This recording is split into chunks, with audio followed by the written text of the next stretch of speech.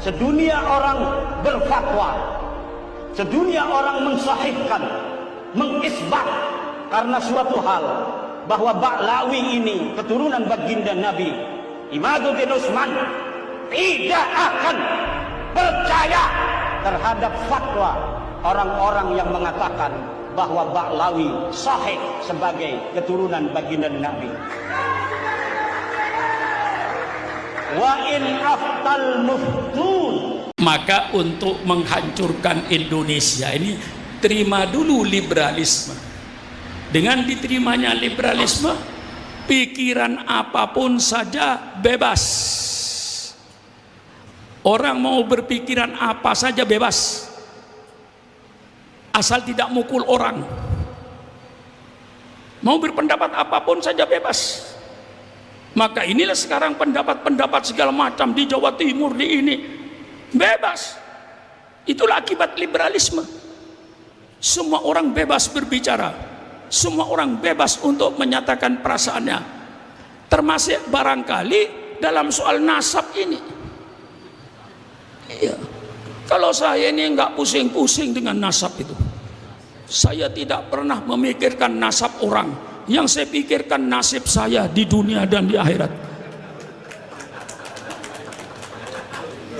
Apa? Ini mancing-mancing saya ini. Sudah, nggak usah bantah dengan Imaduddin. Bantah sudah itu tidak ada gunanya. Dia sudah bikin kesimpulan kok. Ulama sedunia mau mengatakan Ba'lawi itu Duriya Rasul, saya tetap menolak. Dan mengapa bermusyawarah? Goblok yang bermusyawarah itu. Biarkan aja udah. Saya kalau menjawab dia itu tidak sulit. Saya sebagai orang awam, saya percaya kepada Kiai Imad, tapi saya lebih percaya kepada Imam Nawawi Banten, baik dari segi ilmunya mau dari segi akhlaknya. Saya percaya kepada Kiai Imad, tapi saya lebih percaya kepada Syekh Yasin Padang. Saya percaya kepada Kiai Imad, tapi saya lebih percaya kepada Mufti Mesir Ali Jum'ah. Saya percaya kepada Kiai Imad, tapi saya lebih percaya kepada Syekh Murtado Az-Zabidi yang mensarahkan kitab Ihya Ulumuddin. Saya percaya kepada Imaduddin, tapi saya lebih percaya kepada Imam Ibnu Hajar Al-Haytami sebagai seorang fuqaha. Saya percaya kepada Imaduddin, tapi saya lebih percaya sama Kiai Holil Bangkalan. Saya lebih percaya kepada Kiai Hasyim Asy'ari. Saya lebih percaya Kiai Khotib Al-Minangkabawi. Mereka ulama-ulama internasional ngajinya kepada Ba'lawi di Masjidil Haram. Selesai tak? Mau bantah apa? Ilmunya saya lebih percaya sama Kiai Hasyim Asy'ari dengan ilmunya Kiai Imaduddin. Saya lebih percaya kepada ilmunya Syekh Yasin Padang. Saya lebih percaya pada ilmunya Sayyid Muhammad Al-Maliki di Mekah. Dia ulama internasional. Dia menyatakan saya punya sanad dengan Ba'lawi. Punya sanad itu nanti punya guru. Sanad itu nanti guru. Kalau dalam istilah ilmu, saya punya sanad dengan Kiai Supron Makmun misalnya. Saya punya sanad dengan para habaib. Iya, Habib Ali bin Husain Bungur itu guru saya. 2 tahun saya baca Bukhari dengan dia. Guru saya punya sanad. Sayyid Maliki saya punya sanad. Maka alhamdulillah, barangkali saya di antara sekian ulama yang mendapat langsung ijazah Sayyid Muhammad Maliki. Dia berkata kepada saya, "Ya Syukron, ajastulaka jami'a mu'allafati wa jami'a adhkari." Semua kitab-kitab dia yang dia susun dan zikir-zikir dia yang dia susun, saya mendapat ijazah mutlak daripada beliau. Guru saya Sayyid Muhammad Al-Maliki masih berguru kepada Ba'lawi. Ya, kalau dia mengatakan tidak ada yang langsung mengithbat, ya begitu ya kata-kata dia ya. Tidak ada yang langsung mengithbat. Athbata yuthbitu itsbatan. menetapkan dengan SK. Tidak ada, memang tidak ada yang memutuskan dengan ketetapan saya menetapkan bahwa Mbak Alwi daripada dzurriyyah Rasul. Nggak ada. Ulama manapun tidak ada. Mengapa tidak ada? Karena sudah terang. Kiai Mahfud, tolong berikan pada saya siapa profesor-profesor ahli astronomi yang menetapkan bahwa matahari itu panas. Berikan sama saya. Mana SK-nya dan ketetapannya? Ada yang menetapkan kalau matahari itu panas? Yang menetapkan goblok. Mengapa? Sudah suhroh wastifadoh. Matahari panas itu sudah dirasa oleh orang. Nggak usah pakai ketetapan lagi. Mengapa harus pakai ketetapan? Saya Sukron Makmun menetapkan bahwa matahari itu panas. Sukron Makmunnya yang buta, yang tidak punya urat saraf. Orang yang punya saraf, punya mata, nggak usah menetapkan. Ada SK-nya dari ilmu perbintangan yang menetapkan bahwa matahari itu panas. Tidak ada. Mengapa tidak ada? Ya sudah suhroh wastifadoh.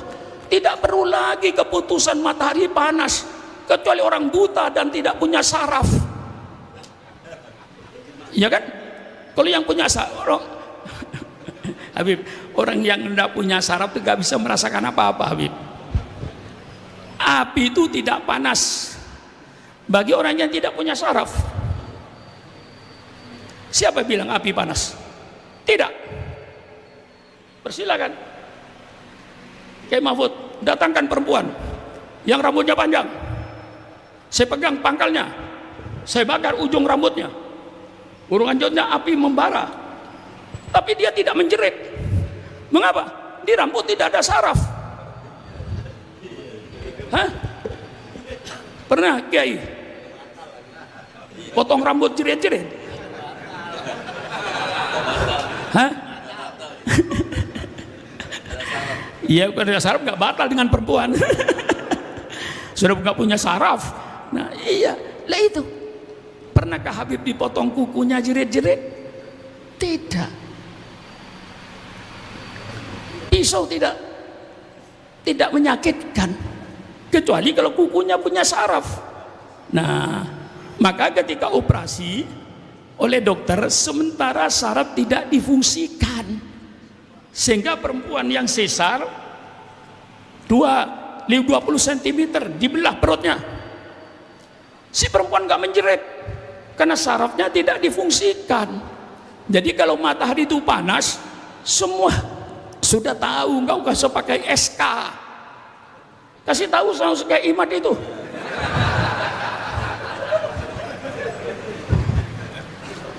Nggak usah, kecuali orang yang nggak punya saraf atau buta, nggak lihat matahari dan tidak punya saraf. Dia jam 1 siang berada di tengah padang pasir, tidak punya saraf, dingin. Lemari kita pelajari ilmiahnya. Ini mancing-mancing saya dia itu. Jadi, tapi jadi jelas kan ya? Jadi jelas ya. Jadi nggak usah pakai kitab, nggak usah pakai ini. Lihat dia sudah bilang, saya tidak percaya kepada kitab kalau tidak satu zaman. Subhanallah. Kitab yang belakangan lebih sempurna daripada kitab yang duluan. Saya punya bermacam-macam fikih, tidak mengurangi fikih-fikih yang lama. Kalau fikih-fikih yang lama, Fathul Qori, Fathul Mu'in, itu saya simpatik barokahnya karena pengarangnya ulama-ulama mukhlisin. Tetapi ulama-ulama sekarang seperti Dr. Wahbah Zuhaili dengan kitab Al-Fiqhu wa Adillatuhu, itu sistemnya jauh lebih bagus daripada yang lama sistemnya. Tapi yang lama kita ambil berkahnya. Kitabnya Wahbah Zuhaili dalam soal fikih, Al-Fiqhul Islam wa Adillatu 8 jilid, itu sistematiknya sangat baik. Tafsirnya juga namanya kebetulan sama dengan tafsirnya Imam Nawawi, sama-sama tafsir Munir. Wahbah Zuhaili kan tafsir namanya tafsir Munir. sistemnya sangat baik. Ini Qur'annya, ini makna kata-katanya, ini belawahnya, baru sarahnya. Baru setelah sarah ada lagi fikul hayat, kontekstualnya dengan kehidupan. Nah, tafsir yang lama jarang ada konteksnya. Konteks ini begini, misalnya kita baca wa ayatul lahumul ardul maitah ahyainaha wa akhrajna minha banfiqulun wa ja'alna fiha jannatin min nakhili wa nabi wa fajjarna fiha minal uyun liyakulu min thamarihi wa ma amiltu aydihim afala yashkurun. Kita baca selesai. Konteksnya apa ayat ini? Konteksnya dengan pertanian. Mana lebih dulu, Jatiluhur apa Yasin? Yasin duluan. Jatiluhur baru aja itu. Tapi ini ayatnya persis Jatiluhur. Tanah yang kering, tanah yang kering, Allah hidupkan tanah ini dengan air hujan. Kemudian Allah bikin kebun kurma dan kebun anggur. Alirkan air ini dari tempat yang tinggi ke kebun-kebunmu sehingga engkau bisa makan dengan apa yang kau kerjakan. 100% pertanian. Bendungan. Ulama seperti saya dulu belum bisa kontekstualnya. Cuman tekstualnya paham. Ngajinya paham tekstualnya. Mengapa paham di pesantren tekstualnya? Karena diperinci kalau ngaji. Alhamdulillah utawi sakihi fuji lillahi iku kadui Allah Rabbil alamin kang maironi uang alam kabeh. Tekstualnya hebat. Kontekstualnya yang sekarang itu diperlukan. Misalnya saya kasih lagi kontekstual. Semua pesantren tentu tahu ayatnya. Wa arsalna riyaha lawaqih. Kami turunkan angin untuk perkawinan. Siapa yang kawin dengan angin? Tapi ayatnya jelas. Inna arsalna riyaha lawaqih. Nah, perkawinan ini apa? Bunga-bunga. Allah bikin bunga jantan, rambutan puluhan ribu. Allah bikin bunga betina sekedarnya. Begitu angin berhembus, rontoklah bunga jantan. Karena banyaknya puluhan ribu, di antara bunga jantan ada yang jatuh di bunga betina. Terjadilah pembuahan perkawinan. Quran itu. Nah, lalu yang kasat mata, salak dengan kurma itu perkawinannya pakai orang. Kalau tidak pakai orang berbuah, cuman tidak lebat.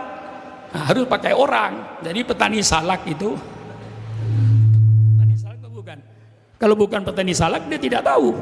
Kalau petani salak tahu ini bunga jantan, ini bunga betina. Saya ambil bunga jantannya, letakkan di bunga betina, berbuahlah salak itu. Selain salak, selain kurma, dengan angin. Nah, ini kontekstualnya. Kitab yang lebih akhir itu biasanya lebih sempurna. Dan kalau ahli sejarah tidak menulis, berarti bukan tidak tahu. Dia tidak tahu, bukan tidak menulis, tidak tahu. Sekarang saya tanya, Kiai Farudin nulis sejarah saya, paling dia nulis anaknya Pak Sukron 2, Faiz dengan Zainal Ridho. Yang dia tahu. Datang Kiai Mahfud, oh enggak, anaknya Pak Suron 3. Siapa? Zainal Ridho, Faiz, Konita. Karena Konita jadi anggota DPR di Depok, tahu dia. Datang lagi Kiai sama? Kata Kiai, enggak, anaknya Pak Surat 4. Ada satu lagi namanya Zainal Ridho, namanya Umar Faruk. Nah, Umar Faruk itu banyak nggak kenal, termasuk Kiai Mahfud mungkin nggak kenal. yang namanya Umar Faruk. Karena anak saya keempat Umar Faruk itu cuma konsentrasi di kitab, ngajar subuh di anak-anak kelas 6, tidak keluar, tidak pidato, tidak ceramah. Lalu ada kiai berkata, oh enggak, saya nggak percaya itu kiai belakangan, yang percaya saya pada kitab yang awal, yang Kiai Farudin yang tidak menyebut nama Ubaidillah. Yang lain nyebut Ubaidillah. Saya tidak masuk akal para ulama dan para habaib yang mereka banyak diantaranya Pak Alulia untuk menulis silsilah yang bukan silsilahnya. Mereka mesti tahu minal kabairi ayyun sabar rajulu ila ghairi abihi. Minal kabair ayyun sabar rajulu ila ghairi abihi. Sekarang kalau Ubaidillah tidak ada, bahwa Sayyid Ahmad tidak punya anak Ubaidillah, baiklah. Lalu siapa bapaknya Sayyid Alwi? Tolong Kiai Farudin tunjukkan kepada saya, siapa bapaknya Sayyid Alwi ini. Kalau Kiai Farudin tidak bisa menunjukkan, berarti Kiai Farudin menuduh bahwa Sayyid Alwi itu anak zina. Subhanallah, na'udzubillah. Tidak ada bapaknya.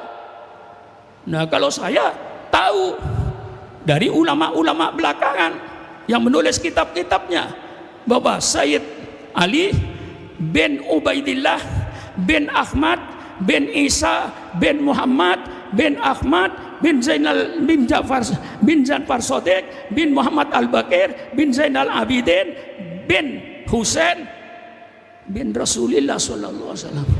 Saya bukan Habib tapi ikut hafal juga. Karena lama-lama karena sejengkel, dulu saya nggak menghafal itu. Karena saya bukan ahli nasab. Saya bukan ahli nasab. Maka bagi saya bikin pernyataan, siapapun saja yang datang ke rumah saya, hidungnya mancung atau tidak mancung, asal ngaku keluarga Rasulullah, saya hormati. Itu pernyataan saya.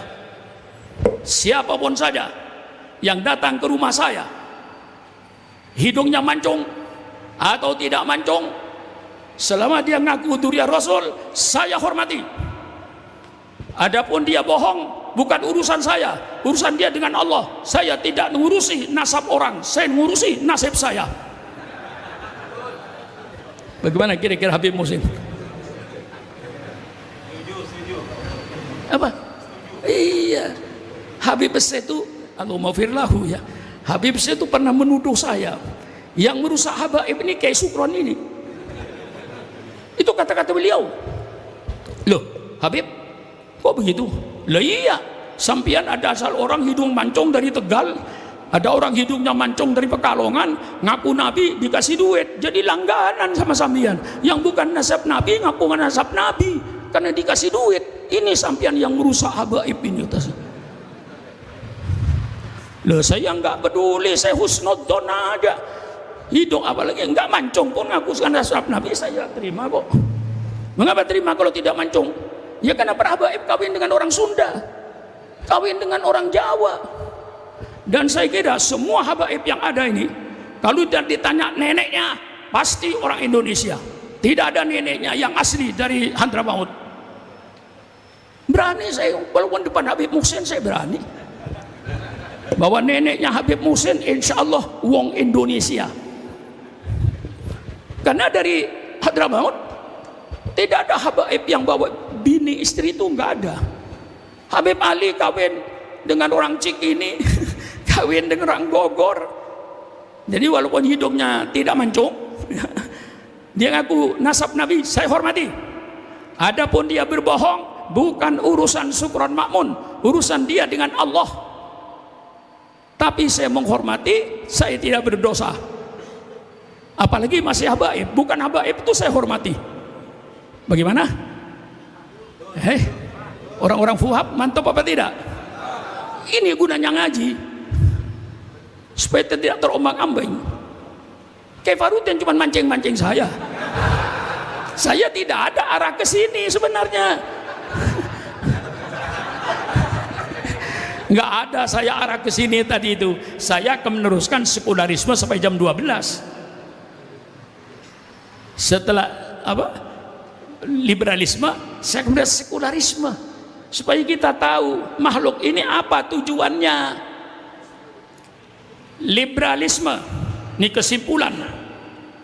Liberalisme, kebebasan adalah asal manusia yang tidak didasari, tidak dibatasi dengan agama, tidak dibatasi dengan Pancasila, tidak dibatasi Undang-Undang 45. Berarti liberasi tujuannya untuk membinasakan bangsa Indonesia, mengayamkan bangsa Indonesia, mengkambingkan bangsa Indonesia, dan mengkebukkan bangsa, dan sudah berhasil. Contohnya kumpul kebo. Pernah mendengar kumpul kebo? Kefarudin, pernah mendengar kata-kata kumpul kebo? Iya, tapi belum kumpul kebo kan? Pernah dengar? Adanya kata-kata kumpul kebo berarti sudah ada orang kumpul kayak kebo tanpa agama. Naudzubillah. Sekarang namanya sekularisme.